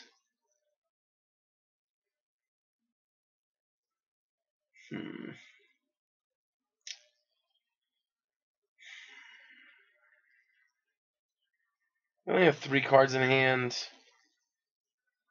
This is tough. So, if you path the Blood Artist and they have any other Undying creature, they get to draw into another Blood Artist, potentially. If we path the Young Wolf, they're going to be able to get at least 1 more trigger off the Yawgmoth. Alright. I think our best bet, because that's it, like, if we go to path the Yawgmoth,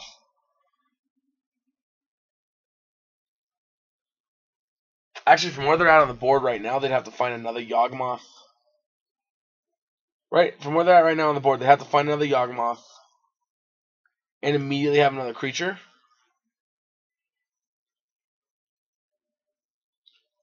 We'll sack this, put a -1 on this counter. Yeah, I think this is fine. I think they can go get Yawgmoth. When they go to do whatever they're going to do next, we can path Yawgmoth, and they can't actually do anything from the board state currently.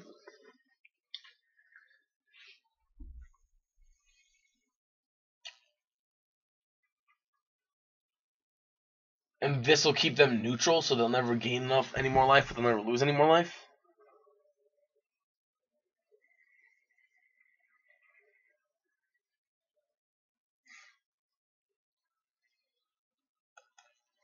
Although we are also at the point where if they have another, they can find a way to get to another Yawgmoth, we could be in trouble. Or if they have another way to deal with this and another way to get to another Yawgmoth, we could be in trouble.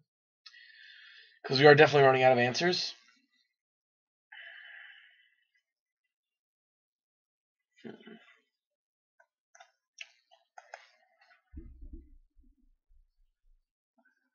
Alright. Path to Exile time.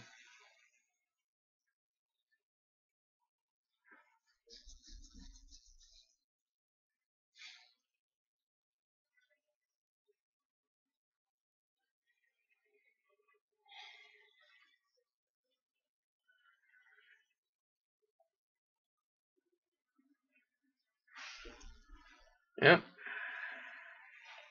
And we got no other responses, so if you got yourself an out opponent, you got us.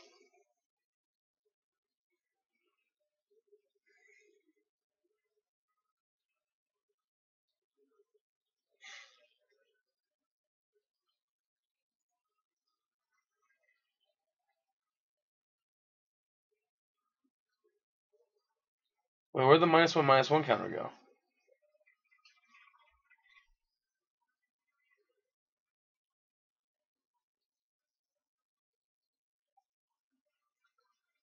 I'm confused. Whatever.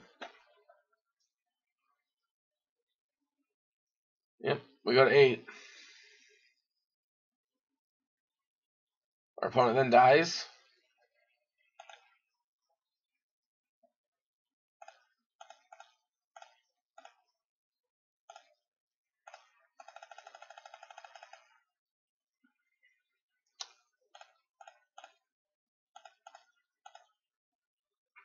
Mm-hmm. Yep. Alright. Well, that was a game of Magic right there. That was a game of Magic. Alright, real quick, I'm gonna pause it and we'll be right back. I think we're gonna keep the sideboarding though. Alright, be back in a second. Alright, we're back, and this hand's pretty good, I think. Feels pretty good. We do have a path to disrupt them. We got Stoneforge plus Noble Hierarch. Birds O Paradiso. Second Displacer. Displacer's not that great. I mean, it's a body, but still, it's not that great. Next turn, almost certainly going to play Stoneforge Mystic here. Well, I guess if this Noble dies, we may not play Stoneforge Mystic. Right, Messenger? Messenger's fine. I mean, Messenger's a big dude, and I'm not really happy to see him, to be honest. That makes my life a whole lot easier.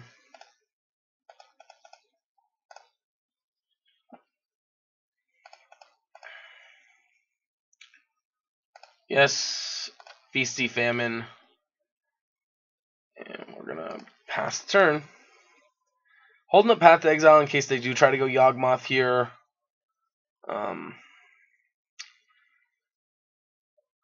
Obviously, if they Yawgmoth us, that's going to suck because we'll lose our Noble Hierarch for sure. But, you know, I mean, it's not like they have that infinite combo going where they can just draw as many cards as they want to draw.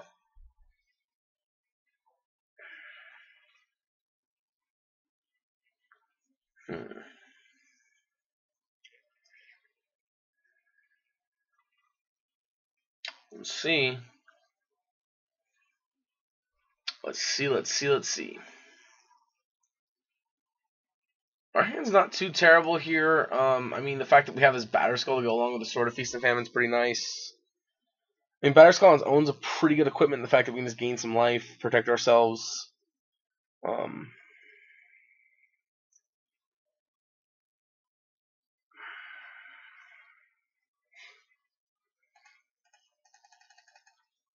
Alright. Attacking for 3. Taking 3.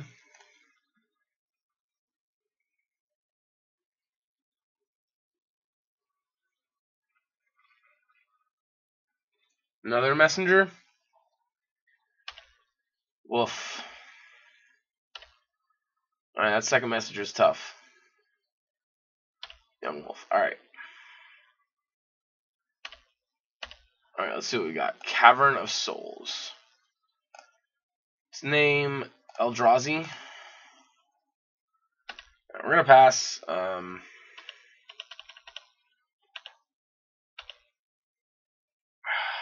So the problem here is we're 100% in that position now. If they go Yawgmoth, they're just going to get to... I mean, basically, they get to kill us. The game's over. They have Yawgmoth. We have one way of disrupting them.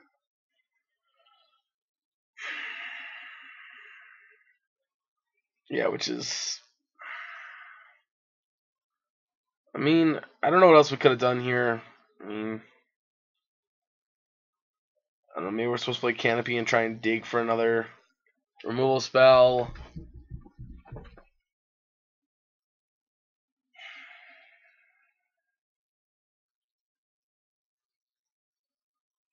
Eldritch Evolution.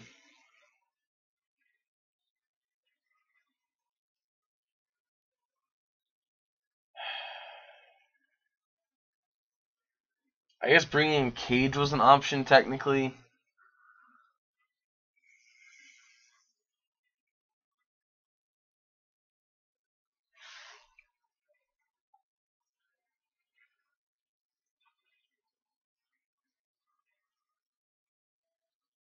So they're going for a 3-drop?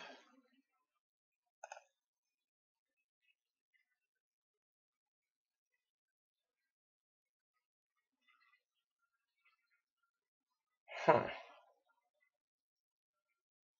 Interesting.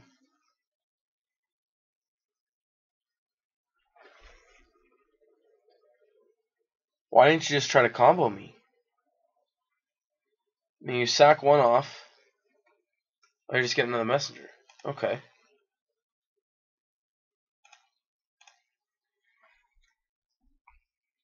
Alright, I getcha. I mean...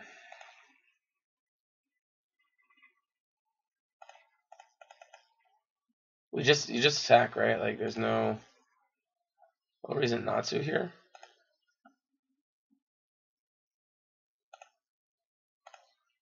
Block there.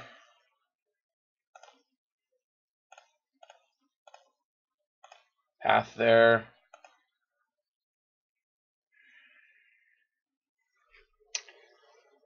This does give him Yawgmoth mana, and we're still practically dead. We're not actually dead yet, which I think is an important distinction here.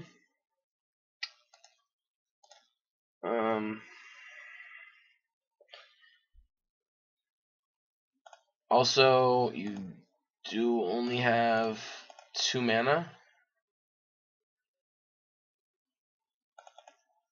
Put this into play. Play this. Play this. Equip. Go to combat. Trigger for 8.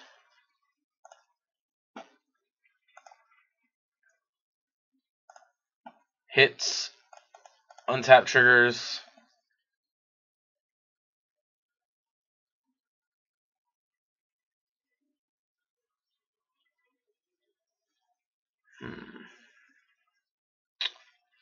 Discard a Blood Artist as well. I mean...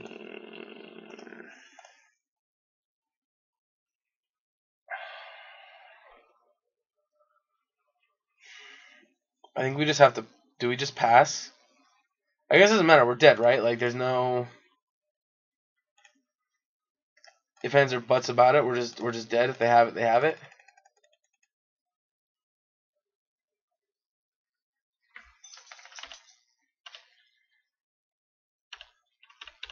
Yeah, if one of the last 2 cards is either Yawgmoth or a way to get to Yawgmoth, we're just dead.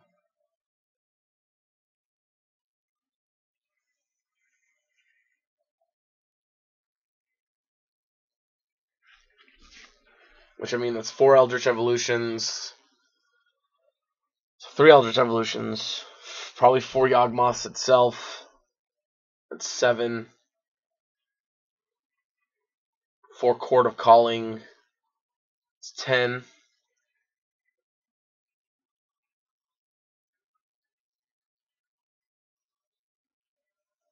Yeah, I mean, the opponent just realized that they had the win on board, and I'm just as confused as they were. Yeah, I mean,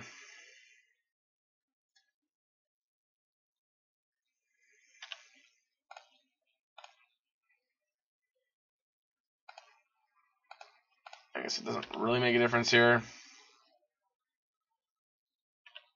I mean,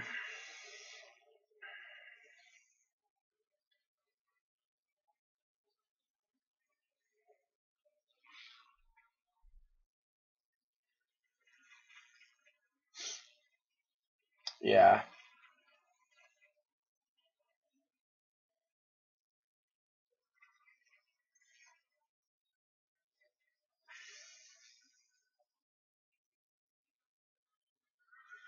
Sure. Absolutely.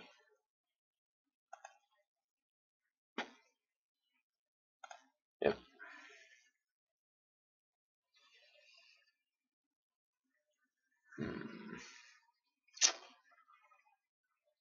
Do we want to bounce this to our hand? I don't think so, right?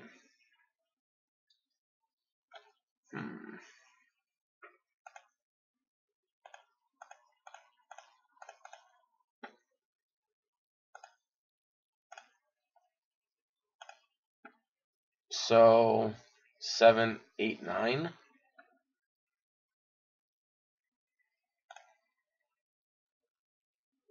So I mean that's one less, right?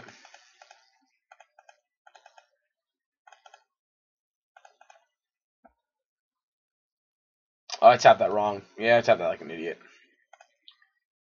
Whatever.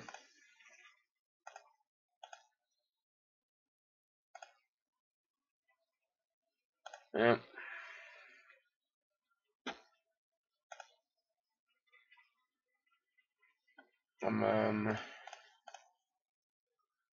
Nope, this needs to be white, right?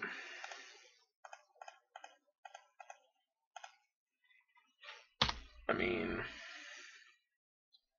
yeah, they just clearly punted. I mean, that's unless they have Yawgmoth now, which that sucks because they have the game anyway. Next stage, nice. Nice, nice, nice.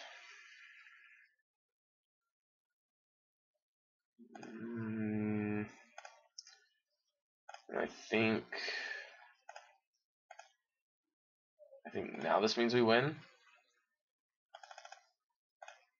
right?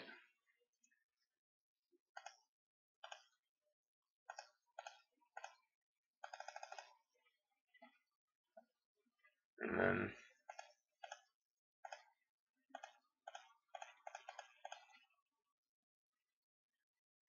yeah. Yep.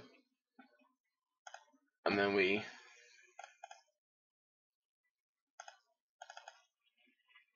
attack for 6. I mean, yeah, they misplayed. They had the win on board and they didn't go for it, which was weird to me. I didn't get that, but you know, it happens. I mean, at least this opponent's not like a lot that I've seen or played against where they completely rage and throw a fit. I mean, don't worry, he's clearly upset or she's clearly upset. They're clearly upset, but they're not blaming me for their mistake or yelling at me about their mistake. They're upset that they missed it. So, all right, we'll be back in just a minute. Welcome back, everyone. Here we are for round number 5. We are 2-2. We got a couple close ones. Last match we could have lost. The second match we could have won. So we're gonna mulligan this hand though. It's too slow. This one's better, I think, because we're on the mulligan. I guess we can keep it, especially if we have a removal spell. I'm gonna put the brush land to the bottom, I think. I don't know if that's right or not. No, burn. That's not going to be fun. Oh no, mono red prowess. Okay, this is a little bit different. That will not be quite so bad. Do I want to lead on Brushland? Maybe we might want to path this.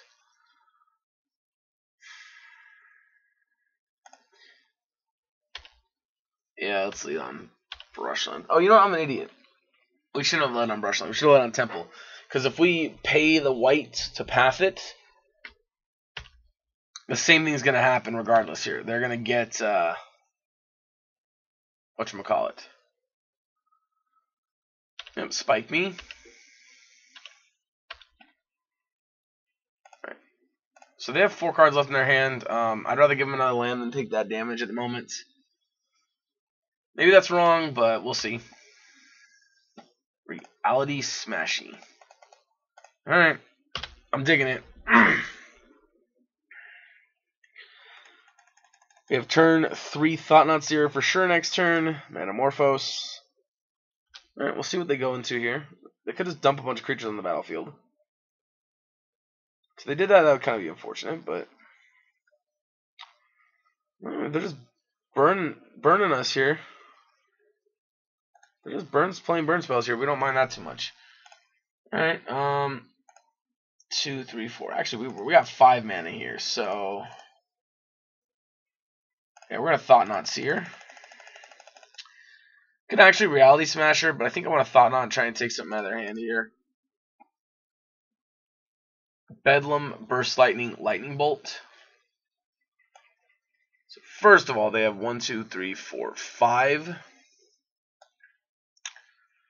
Alright, so they can kill this no matter what. But we're going to take the Bedlam over, because if they do decide to kill it, they then are going to have, they're going to have to, well, I guess they'll 3 for 2 themselves, I guess.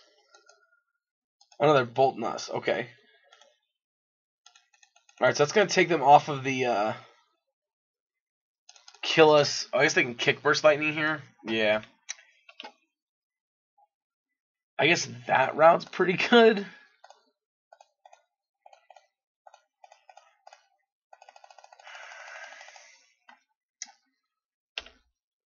Yeah. Alright, so they're going to get to kill this, which will cause them to draw a card. They will lose a life from it, though. Yep, so they go to 1 card here. They go to 14 as well, which I don't think actually is going to make a difference here. But you never know. Alright, so 2 cards in hand. Alright, Swiftspear. Manamorphose. Come on, draw land. Brick, opponent, brick 1 time. That's all I need, once. Okay, well, we need more than once, but son of a bitch.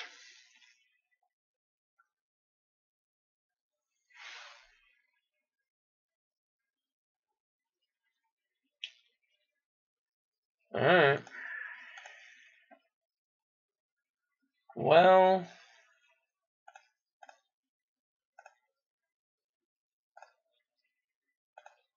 alright. Let's cast this. Yeah, unfortunately, we're going to have to take 1 here to equip this. Attack for 7. Alright, we untap our lands. We then get to... Crap, we gotta go to 2. Oh, man.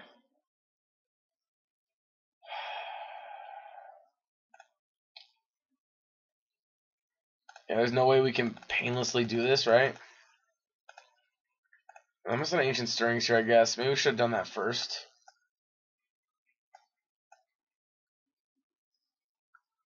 Oh, you know what? If we take this Temple... We haven't played a land this turn, right? Cast Feast and Famine, equip Feast and Famine, attacks with Reality Smasher. Okay. We have not. I take the Temple, and their play is just to attack with like a second creature. No, that second creature doesn't do it anyway.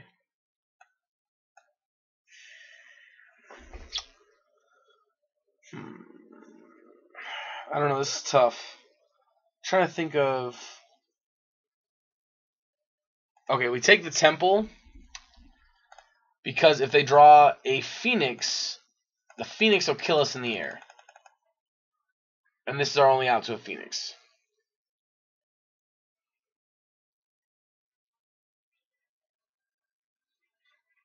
And if they do nothing, okay, we got it. I was going to say, if they do nothing, we obviously do not pay the 1 life because if they have a gut shot, they kill us. So instead, we can untap, then activate Displacer on Swift Spear and attack for lethal. Alright, so against the mono red deck, I mean, I think we just submit it.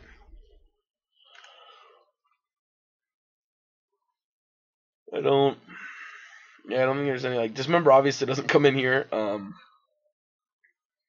Yeah, I think this is just good as is. I don't think we make any changes. So, yeah, this is a mulligan. We can't even cast Stoneforge Mystic. Maybe if this had been a temple, I'd consider it, but definitely not. Also, no, since we have no lands.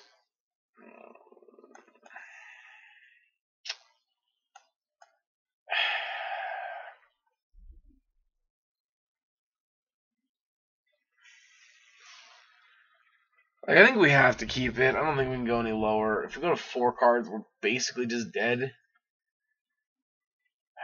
Alright, let's keep it. We're going to put back Karn, Smasher.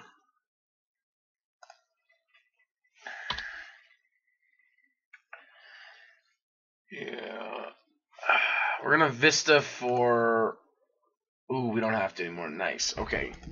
Alright, we're okay. We can just Vista for a Forest here. And... Wow, really? Seriously, deck? Alright, fine. Talisman's fine. Obviously not what we'd like to have hit, but it's fine. Probably taking a big hit here. Burst Lightning us, it's fine. Lava Dart us, that's fine. Yep, take 3 down to 13, draw a card. It is another Stoneforge. Let's play Talisman and pass. We're going to hold up this Path to Exile.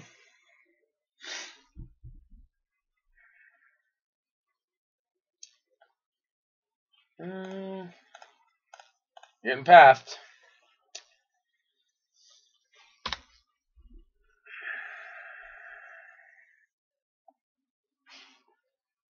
Another one. That's unfortunate. Cavern. Oh. I'm going to need Eldrazi to be the name, I think. Actually, if we name Core, it's now painless to cast this Stoneforge Mystic.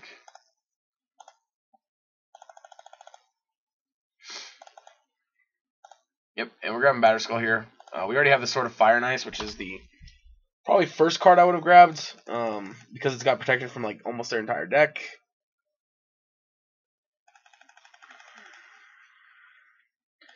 We not blocking because we can't afford to.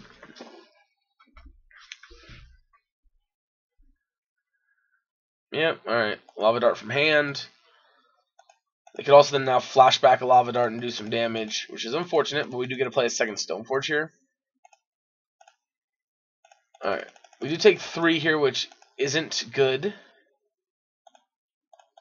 Alright, well, I guess we're just getting all of our equipments out of the deck then.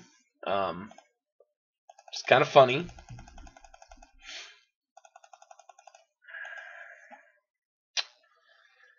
I mean, here we're just hoping they have a lot of dead cards, because at this point, like, again, we cannot win this game if we do not get this Batterskull to play. Even then, we might still not be able to win this game. So,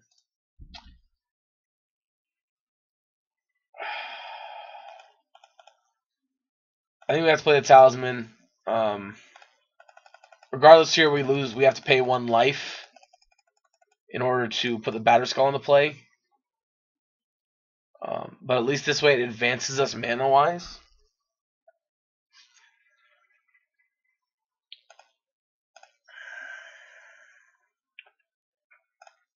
Alright. Yep. Batter Skull. Draw for turn.